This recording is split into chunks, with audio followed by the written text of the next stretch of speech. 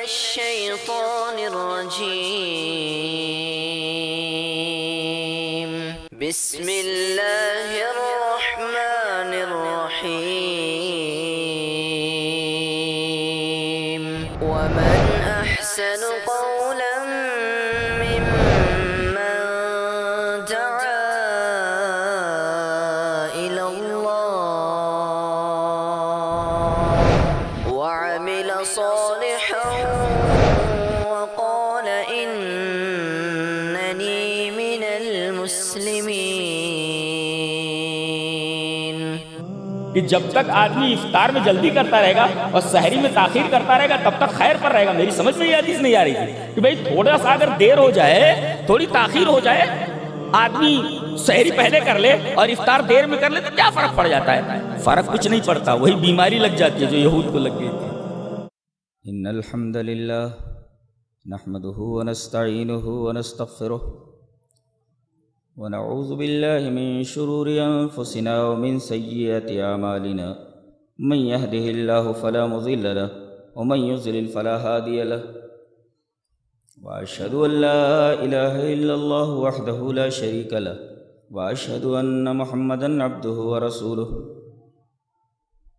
یا ایہا الذین آمنوا اتقوا اللہ حق تقاته ولا تموتن الا وانتم مسلمون.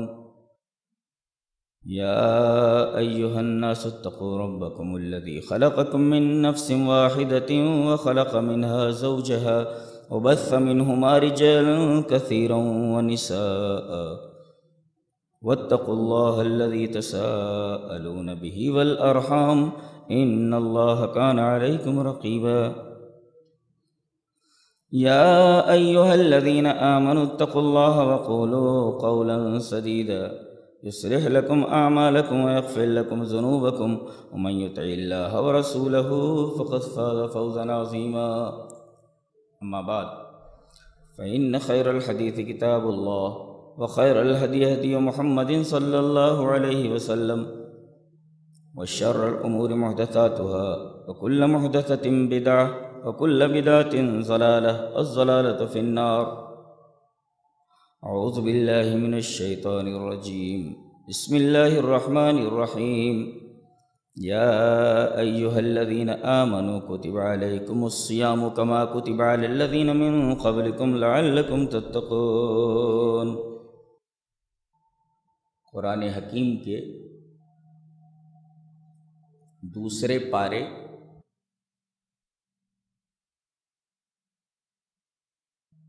اور سورہ بقرہ میں روزوں کے فضائل اور مسائل کا بیان پورے ایک رکوع میں.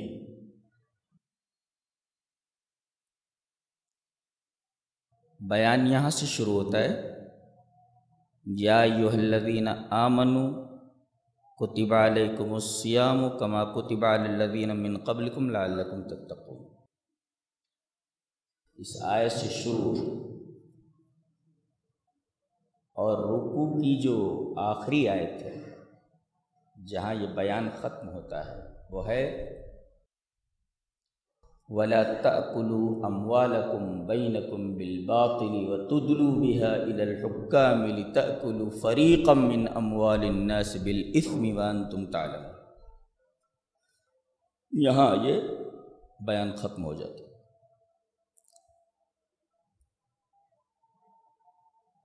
آپ کو سن کر حیرت ہوئی کہ روزوں کے بیان سے پہلے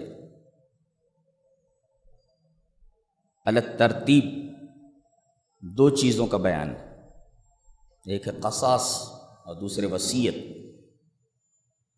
کس چیز کا بیان ہے؟ قصاص کا اور وصیت. قصاص کا مطلب تو سمجھتے ہی اسلامی شریعت میں ہے کہ کوئی کسی کو قتل کر دے تو اس کے بدلے میں اس کو قتل کر دیا جائے. کسی کی ناک کاٹ لی ہے تو اس کی ناک کاٹ لی جائے. اس کی آنکھ پھوڑ دی، اس کی آنکھ پھوڑ دی جائے، اس کو قصاص کہتے ہیں۔ تو روزوں کے بیان سے پہلے دو بیانات الگ ترتیب ہیں، ایک بیان قصاص کا اور دوسرا بیان وصیت کا۔ کیا مطلب ہے اس کا؟ اس کتاب کا جو نظام ہے، نظام تکلم، وہ بے حد حیرت انگیز ہے، اتنا مرتب اور اتنا سسٹمیٹک ہے کہ آدمی اگر غور کرے تو حیران رہ جائے کہ کوئی چیز جو ماقبل میں ہے ما بعد سے بے ربط نہیں ہے، ڈس جوائنٹڈ نہیں ہے، بلکہ مربوط ہے، جڑی ہوئی ہے۔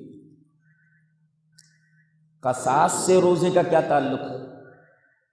قصاص میں آدمی کی جان ختم ہو جاتی ہے، مرڈر کیا ہے تو قتل کر دیا جاتا ہے،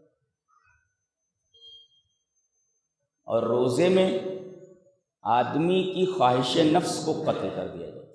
یہ ربط ہے دونوں۔ قصاص میں آدمی کی جان ختم کر دی جاتی ہے، اور روزے میں آدمی کی شہوت ختم ہو جاتی ہے، خواہش نفس۔ اس میں جسم کا قتل ہے اور اس میں شہوت کا قتل ہے، یہ ربط ہے دونوں۔ اور فتح کہا گیا وَلَكُمْ فِي الْقَصَاصِ حَيَاتٌ،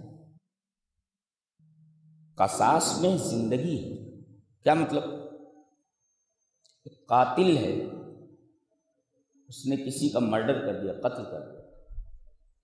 اب اگر اس کو قتل کر دیا جائے تو بہت ساری جانیں بچ جائیں گی، ورنہ وہ بہت سارے لوگوں کا قتل کرتا پھرے گا۔ تو اس میں قصاص میں کہ قاتل کو قتل کے بدلے قتل کر دیا جائے، اس میں حیات ہے انسانیت کے لیے، کہ اور جسم قتل نہ کیے جائیں۔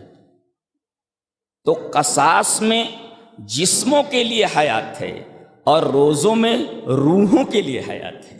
یہ تعلق ہے قصاص کا اور روزوں کا۔ اس میں جان ختم ہو جاتی ہے، اس میں شہوت ختم ہو جاتی ہے، اس میں جسموں کے لیے، اجسام کے لیے حیات ہے، اور روزوں میں ارواح کے لیے حیات ہے۔ یہ ربط ہے۔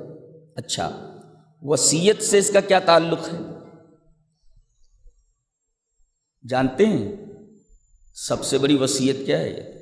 یہ جو وصیت کی گئی ہے تو چھوٹی وصیت ہے، سب سے بڑی وصیت وصیت کبریٰ تقویٰ ہے۔ یہی وجہ ہے کہ آپ سورہ شعراء پڑھیں، تمام انبیاء کرام کی وصیت ہے۔ قرآن حکیم میں تمام انبیاء کرام کی وصیت تقویٰ ہے۔ حضرت نوح علیہ السلام کا بیان پڑھیے، کذبت قوم نوح المرسلین اذ قال لهم اخوهم نوح الا تتقون انی لکم رسول امین فاتقوا اللہ واتقون۔ پہلا پیغام یہ وصیت کبریٰ ہے۔ دوسرا نبی ہود، وہ بھی کہہ رہے ہیں فاتقوا اللہ واتقون۔ آگے صالح ہیں، وہ کہتے ہیں فاتقوا اللہ واتقون۔ آگے لوط ہیں، فاتقوا اللہ واتقون۔ آگے شعیب ہیں، فاتقوا اللہ واتقون۔ ہر نبی تقوی کی وصیت کر رہا ہے۔ اس کا مطلب یہ ہے کہ تمام امت کا اجماع ہے کہ سب سے بڑی وصیت، وصیت کبریٰ، یہ تقویٰ ہے، اور روزوں سے تقویٰ کا حصول ہوتا ہے، لہذا وصیت سے اور روزوں سے بڑا گہرا تعلق ہے۔ اس لیے کہ اگر وصیت کبریٰ تقویٰ ہے تو رمضان کے روزے رکھوا کر کے جو مقصد حاصل کیا جا رہا ہے وہ تو وہی وصیت کبریٰ، یہ تقویٰ ہی تو ہے۔ اس طرح قصاص کا تعلق روزوں سے ہے اور وصیت کا تعلق بھی روزوں سے ہے۔ اور سب سے حیرت انگیز بات جو میں کہنے جا رہا ہوں وہ یہ ہے کہ روزوں کے بیان کی جو پہلی آیت ہے، جہاں سے روزوں کا بیان شروع ہو رہا ہے اور وصیت کا بیان ختم ہو رہا ہے، یہ دیکھیں، یہ وصیت کا بیان ختم ہو رہا ہے یہاں، اور یہاں سے روزوں کا بیان ہے۔ اور جیسے ہی روزوں کا بیان شروع ہوتا ہے وصیت کا بیان ختم ہوتا ہے اللہ کی دو صفتوں پر. کیا؟ ان اللہ غفور الرحیم. یہاں ختم ہوتا ہے ان اللہ غفور الرحیم. اور بعد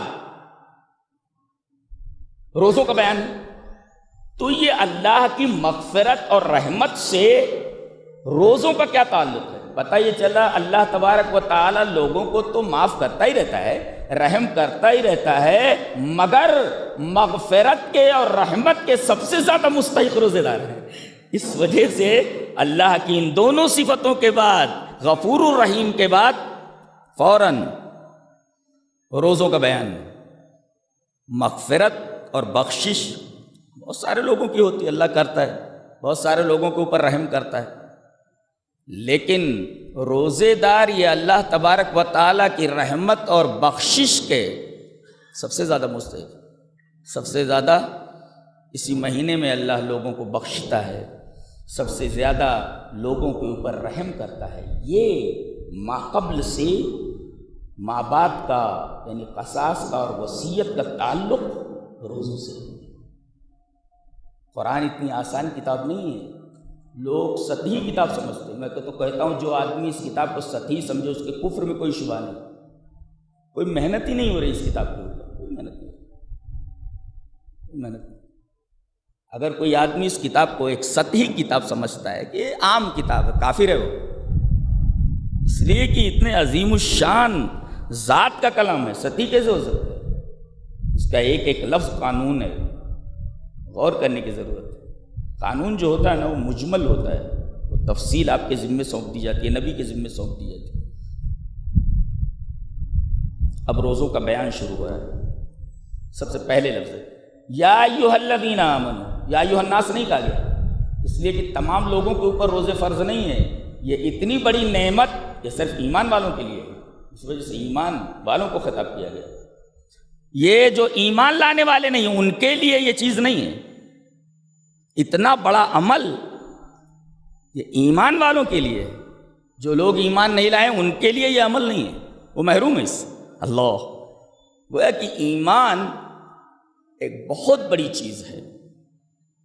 اگر وہ نہ ہو تو کسی بڑی سے بڑی نیکی کا کوئی اجر نہیں، کوئی ثواب نہیں، اس کا کوئی مطلب نہیں.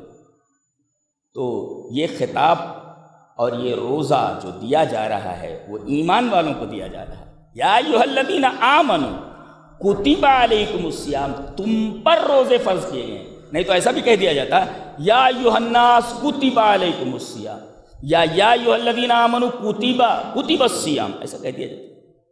علیکم تم پر فرض کیا گیا ہے اس ایمان کی وجہ سے.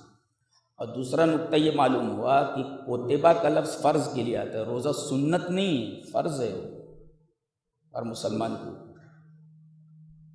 ایک تو ایمان والوں کے لیے ہے اور دوسرے روزہ فرض ہے. یہ اسلام کی جو 5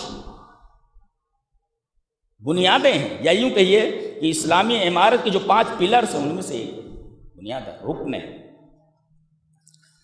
اور تیسرا ٹکڑا کما کتب علیکم الصیام. آہا کیا جملہ ہے اور کیوں لایا گیا وہ میں بتانا چاہ رہا ہوں.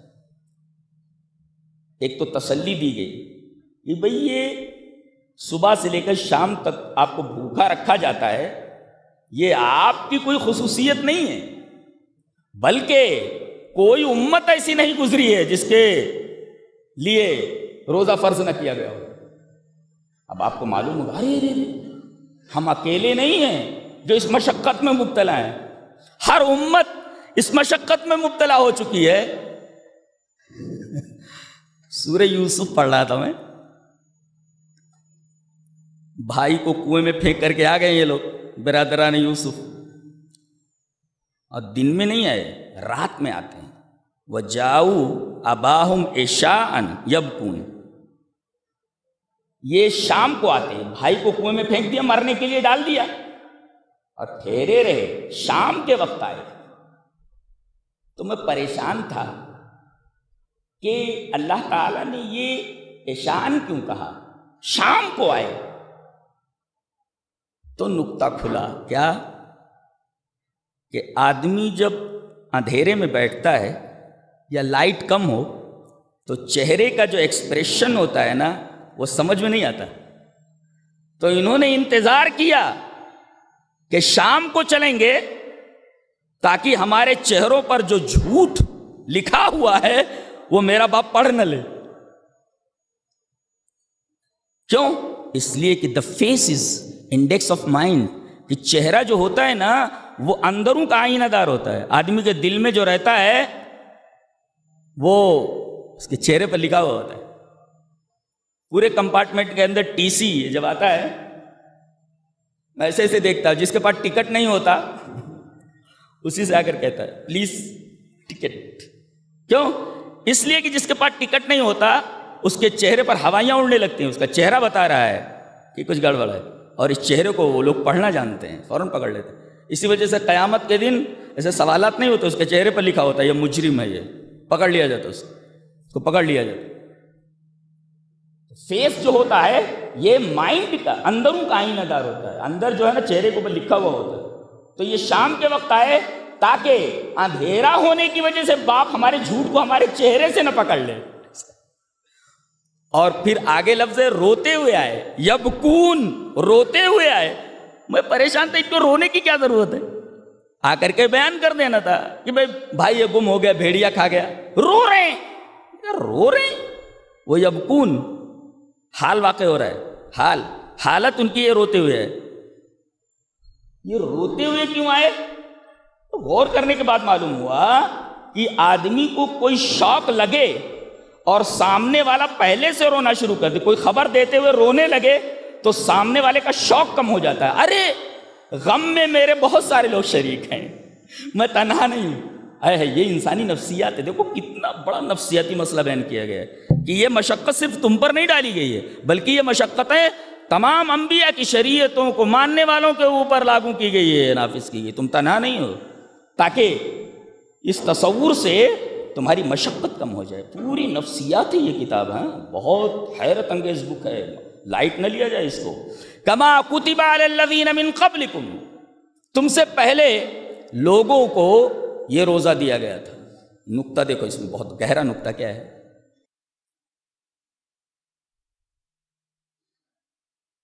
ایک ہوتا ہے دین، ایک ہوتی ہے شریعت. دین نام ہے عقیدے اور اصول کے مجموعے کا. اسی وجہ سے تمام انبیاء کرام کا دین ایک رہا ہے. عقیدے کا کیا مطلب؟ اللہ ایک ہے، اللہ ہی عبادت کے لائق ہے، مرنے کے بعد زندگی ہے، حساب کتاب ہے، جنت ہے، دوزخ ہے. یہ عقیدہ ہے. تمام انبیاء کرام کا یہی عقیدہ رہا ہے. اس عقیدے کے اندر کوئی ترمیم نہیں ہوئی. اور اصول، زنا حرام ہے، چوری حرام ہے، ڈکیتی حرام ہے، غصب حرام ہے، قتل حرام ہے. یہ اصول ہیں. تو اصول بھی کبھی نہیں بدلے. تو اصول اور عقائد کے مجموعے کا نام دین ہے. دین تمام انبیاء کرام کا ایک رہا ہے. شریعتیں مختلف ہیں. ہمارے ہاں 1 مہینے کا روزہ ہے، ان کے ہاں 2-3 دن کا روزہ رہا ہوگا، 15 دن کا روزہ رہا ہوگا. شریعتیں مختلف. نماز کا طریقہ ہمارے ہاں کچھ اور ہے، 5 وقت کی نماز ہے، ان کے ہاں ہو سکتا ہے 3 وقت کی رہی ہوں، 2 وقت کی رہی ہوں کسی نبی کی. تو شریعتیں مختلف ہوتی. اصول اور عقیدے کے مجموعے کا نام دین ہے. تو اصول اور عقیدہ، اصول پلس عقیدہ از اکول ٹو دین. تو دین تمام انبیاء کرام کا ایک رہا ہے اور شریعتیں مختلف رہی. تو روزہ یہ تمام شریعتوں کا جز رہا ہے، حصہ. یہ آدم علیہ السلام سے لے کر کے یہ نوح آئے، ابراہیم آئے، تمام انبیاء کرام آئے، یہیں سے روزہ شروع ہوا. آدم کی شریعت سے روزہ روزہ روزہ روزہ روزہ، اور پھر حضرت عیسیٰ علیہ السلام تک، پھر جناب محمد رسول اللہ صلی اللہ علیہ وسلم کی امت پر یہ روزہ فرض کیا. تو سمجھ میں آیا؟ سمجھو، غور کرو. قرآن کہتا ہے تدبر کرو. میں ایسی کتاب ہوں بغیر تدبر کے میں کھلتا نہیں کسی کو. غور کرو گے تب میں کھلتا ہوں. تو ہم غور کر رہے ہیں کہ اب یہ تمام شریعت کا جز ہے. یہ کون؟ روزہ. آدم کی شریعت کا حصہ، نوح کی شریعت کا حصہ، ابراہیم کی شریعت کا حصہ، داؤد کی شریعت کا حصہ، سلیمان کی شریعت کا حصہ ہے۔ اب گویا کہ ایک تاریخی تسلسل کا جز رہا ہے، یہ تاریخی تسلسل ہے، یہ اس کا جز رہا ہے، ایک سکسیشن ہے، ایک تسلسل ہے جس کا یہ جز رہا ہے۔ اب اگر آپ روزہ رکھتے ہیں تو اس پورے تاریخی تسلسل کا ایک حصہ ہیں آپ؟ نہیں، ارے بھئی ایک تاریخی تسلسل ہے، بلکہ ایک قافلہ ہے، اور اس قافلے میں آپ بھی شامل ہو جا رہے ہیں۔ اور روزہ رکھنے والا یہ احساس کرتا ہے کہ میں وہ کام کر رہا ہوں جو حضرت آدم سے لے کر کے اب تک تمام نیک لوگ کرتے رہے ہیں، اور اس طرح ایک احساس پیدا ہوتا ہے کہ میں اس ربانی قافلے کا ایک فرد ہوں۔ یہ گہرائی ہے اس کے اندر، یہ احساس پیدا ہوتا ہے کہ میں کوئی معمولی نہیں ہوں، بلکہ میں اس تاریخی تسلسل کا ایک حصہ ہوں، اور اس ربانی قافلے کا ایک فرد ہوں، اور ان نیک لوگوں میں سے ایک ہوں جو نیک لوگ یہ عمل مسلسل کرتے رہے ہیں۔ لہذا کہا گیا کتب علیکم الصیام، تم پر روزے فرض کیے گئے جیسا پہلوں کے اوپر فرض کیے گئے۔ سمجھ میں آیا؟ یہ مقصد کیا ہے؟ تاکہ تم تقوی والے ہو جاؤ۔ تقوی کا مطلب سمجھا دوں، بچے سمجھ لیں اس کو۔ تقوی کی تعریف کرتے ہیں لوگ مشکل بنا دیتے ہیں۔ تقوی کا مطلب روزہ رکھوا کر کے تم کو تقوی کی دولت دی جا رہی ہے۔ تقوی مینس تمہارے اندر وہ صلاحیت پیدا کی جائے، وہ صفت پیدا کی جائے جس کی وجہ سے آپ اللہ جو کہے وہ کریں، اور اللہ جس سے منع کریں اس سے رک جائیں۔ یہ ہے تقوی۔ نہیں سمجھ میں آیا؟ تقوی دیکھنا مقصد ہے روزوں کا، اور تقوی کا مطلب کیا ہے؟ آپ کے اندر روزوں کی وجہ سے وہ صفت پیدا کر دی جائے کہ اللہ جو کہے وہ کرو، اور اللہ جو نہ کہے اسے نہ کرو۔ پانی رکھا ہوا ہے نہیں پی رہا، اس لیے اللہ نے کہا نہیں پینا۔ کھانا رکھا ہوا ہے نہیں کھاتا، ارے افطار کے ٹائم بیٹھا رہتا ہے اور وقت کا انتظار کرتا رہتا ہے، وقت کا نہیں، بلکہ آدمی یہ تصور کرے میں وقت کا انتظار نہیں کر رہا ہوں، میں اپنے رب کے حکم کا انتظار کر رہا ہوں۔ یہاں حکم ہوا بند ہو گیا، اب حکم ہو رہا ہے کھول دیا جا رہا ہے، تو بند کر دیا تھا تو بند ہو جاؤ، اور کھول دیا تو کھل جاؤ۔ مطلب یہ ہوا کہ تمہیں یہ نہیں دیکھنا ہے کہ وقت ہوا، تمہیں یہ دیکھنا ہے کہ اللہ کا حکم ہوا کہ نہیں ہوا۔ وہاں بند ہوا نہیں کرنا ہے، اور یہاں حکم ہو گیا کرنا ہے۔ اسی وجہ سے دیر نہیں کرنی چاہیے۔ اگر آدمی دیر کرتا ہے تو جانتے ہیں، میری سمجھ میں وہ حدیث نہیں آ رہی تھی کہ اگر تھوڑا سا لیٹ ہو جائے تو کیا حرج ہے؟ بھائی ڈوب گیا سورج اتنے بج کر کے اتنے منٹ پر، اب جیسے ہی سورج ڈوبا آپ کو اجازت مل گئی اللہ کی طرف سے کہ اب آپ روزہ کھول سکتے ہیں۔ دیر کرنے کی ممانعت کیوں کی گئی؟ کہا کہ یہود اسی وجہ سے بگڑے ہیں، نصارہ اسی وجہ سے بگڑے ہیں۔ انہوں نے کیا کیا؟ ارے دن بھر بھوکھا رہے سے کیا فرق پڑتا ہے؟ ہمارے اندر وہ طاقت موجود ہے کہ 10 منٹ کیا رات بھر اور بھوکے رہ سکتے ہیں۔ یہ دیکھو، انہوں نے اللہ کے حکم کا انتظار نہیں کیا، انہوں نے اللہ کے حکم کو نہیں مانا، انہوں نے اپنے نفس کی قوت کو ظاہر کیا کہ ہمارے نفوس بڑے طاقتور ہیں، ہم 2-4 گھنٹہ اور رک سکتے ہیں۔ دیکھو یہاں اللہ یہ کہہ رہا میرے بندے اب کھا لینا، ختم ہو گیا تیرا بھوکے رہنے کا وقت۔ اب بندہ کہ نہیں 10 منٹ اور رکوں گا۔ یہی ہے بیماری جو یہود کو لگ گئی تھی، اس کو کہتے تقوی کا حیضہ ہو جانا۔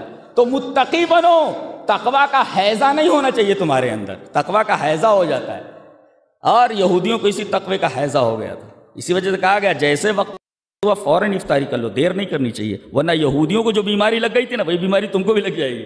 تب حدیث کا مطلب سمجھ میں آیا کہ جب تک آدمی افطار میں جلدی کرتا رہے گا اور سحری میں تاخیر کرتا رہے گا تب تک خیر پر رہے گا۔ میری سمجھ میں یہ حدیث نہیں آ رہی تھی کہ بھئی تھوڑا سا اگر دیر ہو جائے، تھوڑی تاخیر ہو جائے، آدمی سحری پہلے کر لے اور افطار دیر میں کر لے تو کیا فرق پڑ جاتا ہے؟ فرق کچھ نہیں پڑتا، وہی بیماری لگ جاتی ہے جو یہود کو لگ گئی تھی۔ اور تو کہتے ہی رہے تو غیر المغضوب علیہم ولا الضالین، ہم کو وہ راستہ نہیں چاہیے، تو اس راستے پر کیوں جا رہے ہو؟ اور اس راستے کی ابتدا جس چیز سے ہو رہی ہے اس کے اندر کیوں پھنس رہے ہو؟ تو تتقون کا مطلب کیا ہوا؟ آپ کو روزہ رکھوا کر کے آپ ہی کا فائدہ کرایا جا رہا ہے، کیا کہ آپ کے اندر تقوی آ جاؤ۔ تقوی کا مطلب کیا ہوا؟ تقوی کا مطلب سحر اور افطار ہے، یاد رہے گا نا، سحر اور افطار۔ اللہ نے کہا بند تو بند، افطار کے کہا کھل جا، نہیں کرنے کے لیے کہا نہیں کرنا ہے، کرنے کے لیے کہہ دیا تو کرنا ہے۔ تو تقوی کا مطلب کیا ہوا؟ اللہ جو کہے وہ کرو، اللہ نے جو نہیں کہا ہے مت کرو۔ اسی صفت کو پیدا کرنے کے لیے یہ روزہ مہینے میں فرض کیا گیا، سمجھے؟ اس مہینے کا نام رمضان ہے۔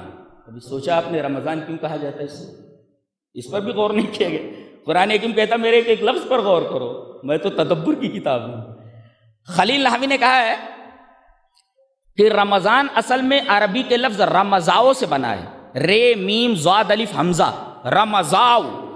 اور رمضاؤ کہتے ہیں خریف کی اس پہلی بارش کو جو زمین پر گرتی ہے۔ اب دیکھو کبھی بارش نہیں ہو رہی ہے تو پیڑوں کے اوپر گرد و غبار ہے، راستوں کے اوپر گرد و غبار ہے، مکانات کے اوپر گرد و غبار ہے، اور آدمی جب چلتا ہے تو وہ گرد و غبار اس کے بدن پر آ جاتے ہیں۔ لیکن اگر بارش ہو جائے تو بارش آ کر کے درختوں کو نہلا کر چلی جاتی ہے، بلڈنگوں کو نہلا کر چلی جاتی ہے، زمین کو صاف کر کے چلی جاتی ہے، اور پھر جب آپ باہر نکلیں گے گاڑیاں لے کر کے یا پیدل تو آپ کے اوپر گرد و غبار نہیں آئے گا، آپ کے کپڑے محفوظ رہیں گے۔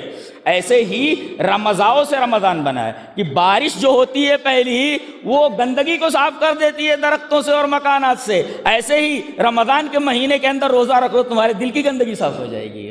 گویا کہ رمضان ایک بارش ہے، اور اس بارش سے جیسے بارش حصی گندگیوں کو دھل دیتی ہے، اسی طریقے روزہ آ کر کے مانوی گندگیوں کو یعنی دل کی اور قلبی گندگیوں کو دور کر دیتا ہے۔ جو آدمی روزہ رکھتا ہے اس کے دل کی گندگی دور ہو جاتی ہے۔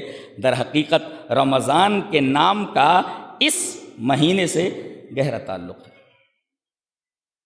اب ایک گہرا نکتہ، اگر اس مہینے کی وجہ سے، بہت غور سے سنو، اس مہینے کی وجہ سے، اس مہینے میں روزہ رکھنے کی وجہ سے اگر دل کی گندگی دور ہو جاتی ہے تو جس کی وجہ سے یہ مہینہ اتنا مبارک ہوا ہے اس کا کیا کہنا؟ شہر رمضان الذی انزل فیہ القرآن، یہ رمضان اس وجہ سے بنا ہے، اس مہینے کو یہ فضیلت اس وجہ سے دی گئی ہے کہ اس کے اندر قرآن نازل ہوا ہے۔ تو اگر یہ مہینہ ہمارے دلوں کی گندگی کو دھل دیتا ہے تو رمضان کی جو فضیلت ہے اس کا پورا کریڈٹ قرآن کے حق میں جاتا ہے۔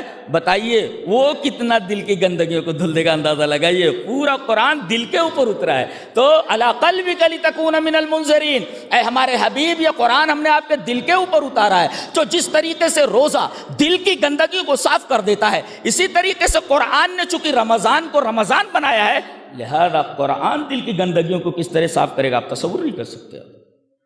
یہ قرآن کی فضیلت میں، رمضان کی فضیلت کے اندر ہی قرآن کی فضیلت کا راز چھپا ہوا ہے۔ سمجھ میں آیا؟ جی وقت نہیں ہے تفصیل کرتا، ختم کر رہا ہوں بات کو، کہ اس پورے رمضان کے بیان کے سیاق میں بالکل بیچ بیچ میں دعا ہے۔ دعا کے بارے میں سمجھتے ہیں آپ؟ قرآن حکیم میں جتنے سوالات ہیں اس کا جواب نبی سے کہا گیا آپ دے دیجئے، لیکن ایک سوال ایسا ہے وہ نبی سے نہیں کہا گیا، ڈائریکٹ اللہ نے اس کا جواب دیا ہے۔ نکتہ یاد رکھو، جتنے بھی سوالات ہوئے، یسألونک عن الیتامی، یہ لوگ سوال کرتے ہیں یتیموں کے بارے میں، تو قل، اے ہمارے حبیب آپ کہہ دیجئے، یسألونک عن الخمر والمیسر، یہ سوال کرتے ہیں شراب اور جوئے کے بارے میں، تو قل آپ کہہ دیجئے۔ مال کے بارے میں کہتے ہیں یسألونک ماذا، قل الف، آپ کہتے ہیں۔ جو جتنے سوالات لوگوں کے ہیں اس کا جواب نبی سے دلوایا گیا، لیکن ایک سوال ایسا ہے کہ جس کا جواب رب نے دیا کہ وَإِذَا سَأَلَكَ عِبَادِي عَنِّي، جب میرے بندے مجھ سے پوچھیں تو یہ نہیں کہا گیا قل آپ کہیے، فَإِنِّي قَرِيبٌ، قل کو بیچ سے ہٹا دیا گیا، ڈائریکٹ باری تعالیٰ نے جواب دیا فَإِنِّي قَرِيبٌ، میں قریب، بیچ میں قل نہیں ہے۔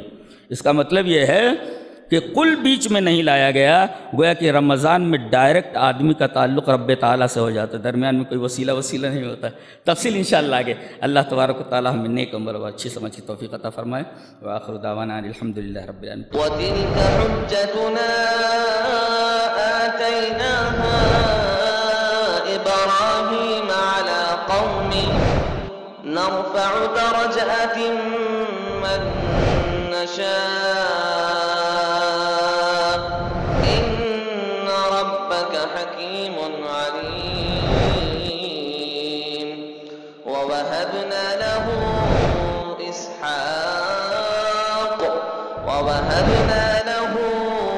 إسحاق ويعقوب كلا هدينا ونوحا هدينا من قبل ومن